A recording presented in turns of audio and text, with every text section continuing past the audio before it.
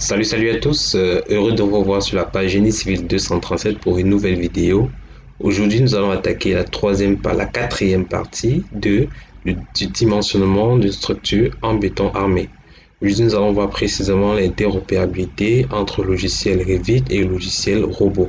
Comment faire l'échange des données ou faire le calcul dans le logiciel robot et puis renvoyer les résultats dans le logiciel Revit. Si vous n'êtes pas encore abonné à cette chaîne, pensez à vous abonner et puis activer la cloche de notification pour être au courant des prochaines vidéos. Sans plus tarder, nous allons débuter avec cette vidéo.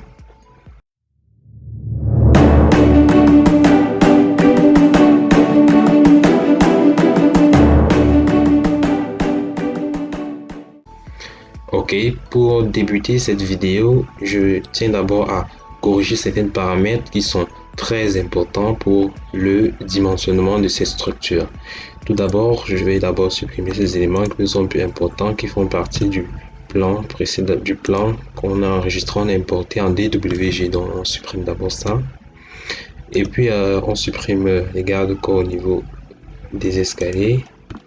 Donc, il nous reste simplement notre structure.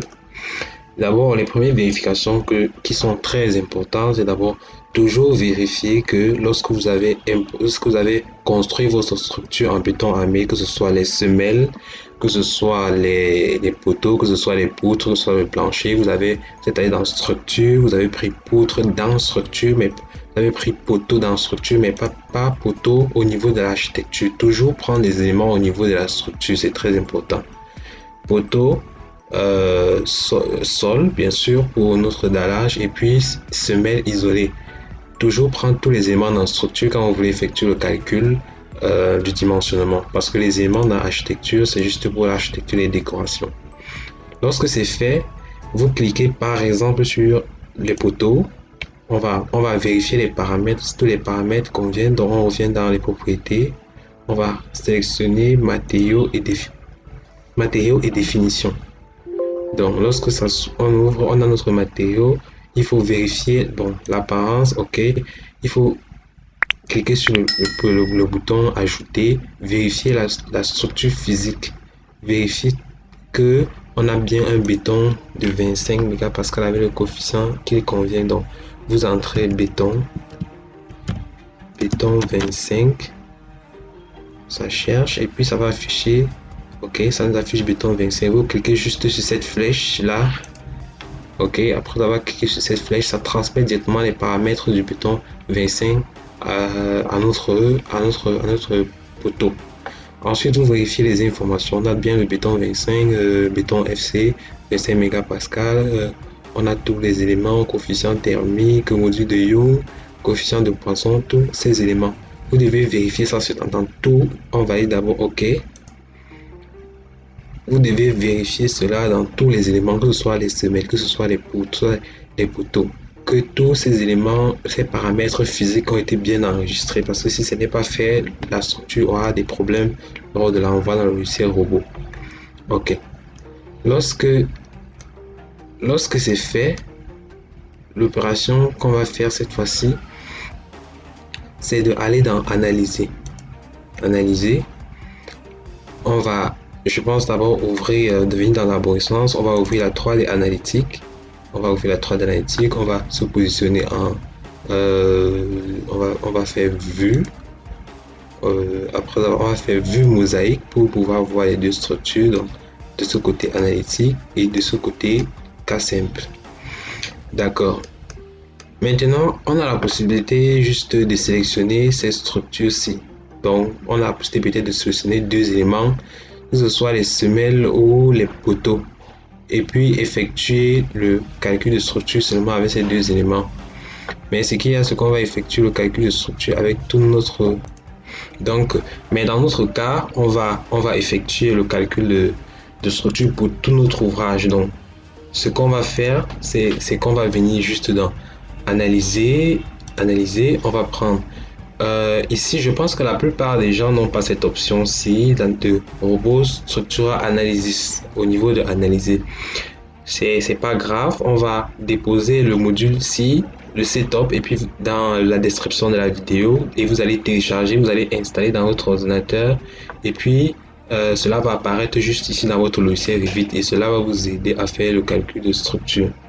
Donc, ce qu'il y a à faire maintenant, c'est de transférer notre structure dans le logiciel robot. Donc, vous devez avoir le logiciel robot à peu près la même version que votre logiciel Revit ou une version inférieure. Donc, ce qu'il faut faire maintenant, on clique sur Robot Structural Analysis, on clique sur Intégration avec Robot Structural Analysis. Ensuite, ici, vous avez la direction d'intégration avec Autodesk Structural Analysis, soit envoyer le modèle, CM, soit envoyer mettre à jour le modèle et les résultats. Le type d'intégration, intégration directe. Ici, nous allons utiliser l'intégration directe et envoyer le modèle pour la première partie. Lorsqu'on entre dans modèle d'envoi, ici, dans modèle d'envoi, on a DL1 pour déterminer le cadre de contenant du poids propre, bien sûr. On a négligé le poids propre, non. Ici, on a projet de ferrage, outre poteau semelle, mais nous n'allons pas envoyer notre projet de ferrage puisque nous n'avons pas encore ferraillé. Si nous avons ferraillé nos éléments, nous aurons eu la possibilité d'envoyer sur le logiciel robot, mais nous allons décocher ces deux éléments. Ok. Ok. Je vais option d'éléments. Ok. Ok, lorsque ces deux éléments envoyés, le modèle et le type intégration directe est coché, et juste ici, vous avez bien sûr ça ici, seulement ça coché, on met OK, et puis on va procéder au transfert avec le logiciel, le robot. Lorsqu'on clique sur OK, commence et l'envoi est direct, donc automatiquement le logiciel robot va s'ouvrir avec notre structure. Ok, lorsque l'opération est terminée, ce message s'affiche, l'envoi vers le programme Robot Structural Analysis est terminé. Ok, voulez-vous consulter la liste des messages? Vous mettez oui. Ensuite, vous avez toute la liste de l'opération qui vient d'être effectuée, donc vous mettez fermé. Vous voyez, automatiquement, le logiciel Autodesk Robot s'affiche avec notre structure. Donc, vous avez ici en cliquant juste ici, croquis de profiler, vous affichez votre structure modélisée avec vos poteaux, tous vos éléments. Donc, après ça, vous avez la possibilité directement d'effectuer le calcul de structure. Donc, après avoir réalisé le calcul de structure, on lance le calcul. Donc, le calcul prend un peu de temps, donc on peut lancer directement le calcul. Ou soit même à partir d'ici, vous pouvez modifier la structure, vous pouvez modifier les sections, vous pouvez modifier les charges juste avant d'effectuer, avant de lancer le calcul de notre structure. Donc Autodesk Robot Structural Analysis se charge de faire le calcul et lorsque le calcul sera fait, vous aurez la possibilité là de lancer le dimensionnement de chaque élément en béton armé, que ce soit les poutres, que ce soit les poteaux, que ce soit les semelles, d'effectuer le dimensionnement et trouver les sections de ferrage et puis transférer ces éléments au logiciel Revit ou juste ressortir les éléments de ferrage juste à partir du logiciel robot. Donc lorsque c'est terminé, lorsque le calcul est fait, vous avez la possibilité de sélectionner soit une semelle, soit un poteau, soit une poutre. On va prendre par exemple cette poutre-ci. C'est une poutre continue. J'aurais préféré la mettre en poutre isolée. Donc j'aurais pu la sélectionner et puis cliquer sur intersection et couper les éléments. Mais bon, c'est pas un problème. Juste après, dès que vous sélectionnez, vous avez la possibilité juste ici de faire le ferrage réel de l'élément. Donc quand vous cliquez, c'est juste là où ça vous permet d'obtenir le ferraillage. Et puis lorsque vous avez le ferraillage qui a été réalisé, vous avez la possibilité d'obtenir vos plans et vos notes de calcul. Donc lorsque ceci charge, donc combinaison manuelle à l'ELS et à l'ELU, ok. Mais ok, donc on va sélectionner notre élément, on va faire le calcul pour obtenir nos plans de ferrage et nos notes de calcul. D'accord, lorsque c'est fait, on vient juste ici, on va sélectionner notre code, donc qui est même déjà sélectionné. Ok, on va juste on sélectionne, on va juste définir les éléments, donc fissuration peu préjudiciable, milieu agressif, donc agressif. Ok, teneur au feu 0, on va prendre juste ici. Bientôt, je charge juste les paramètres que j'ai enregistrés, donc les paramètres que vous avez chez vous. Donc, dans les prochaines vidéos, nous verrons de façon détaillée comment s'effectue le calcul de structure et le paramétrage au niveau du logiciel robot. Mais ici, on va voir juste de façon passagère. Donc, je vais prendre tous mes éléments et je vais dimensionner ma structure juste ici en calculant ma structure. Donc, lorsque j'ai fait mon calcul, il est arrivé des fois où on met des avertissements où la hauteur de la semelle ne correspond pas. Ok, ce message s'affiche. Ok, ok, c'est pas grave. On a notre section là. Donc, je vais revenir dans le logiciel Revit. À partir de ce logiciel, on a la possibilité maintenant de d'intégrer nos éléments, nos calculs qu'on a effectués dans le logiciel Revit. Dans le logiciel robot, juste là, on revient toujours dans analyser, on fait robot, intégration, robot structural analysis. Mais cette fois-ci, on va prendre mettre à jour le modèle et les résultats. On va prendre option, on va prendre projet de ferraillage, on met OK. Et puis on va lancer l'opération. OK, on va prendre OK.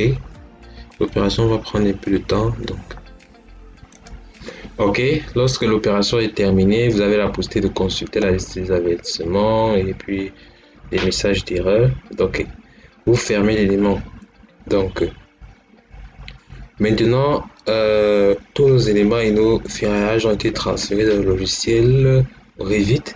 Donc, vous avez la possibilité maintenant de contrôler le ferraillage, de faire les plans de ferraillage, les poutres, poteaux, semelles, le plan de ferraillage, le plan de coffrage. Donc, dans les prochaines vidéos, nous verrons comment ressortir les plans de ferrage des semelles, des poteaux, des poutres et comment les imprimer. Je vais ajouter un petit rappel. Avec le logiciel Revit, vous n'avez pas nécessairement, c'est pas obligé de passer par la méthode d'importer notre plan et puis l'enregistrer en DWG avant de l'importer et réaliser la structure.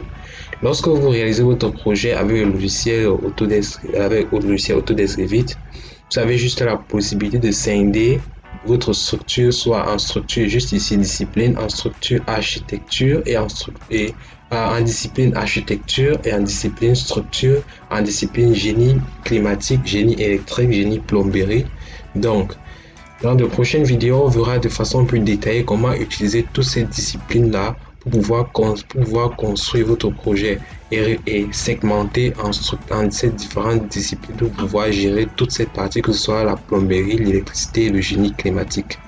Donc, vous pourrez juste concevoir votre projet avec tous les éléments que votre projet peut contenir, dans le mobilier, tout ce qu'on peut retrouver dans un projet, et puis segmenter juste en discipline structure et puis effectuer le calcul de structure.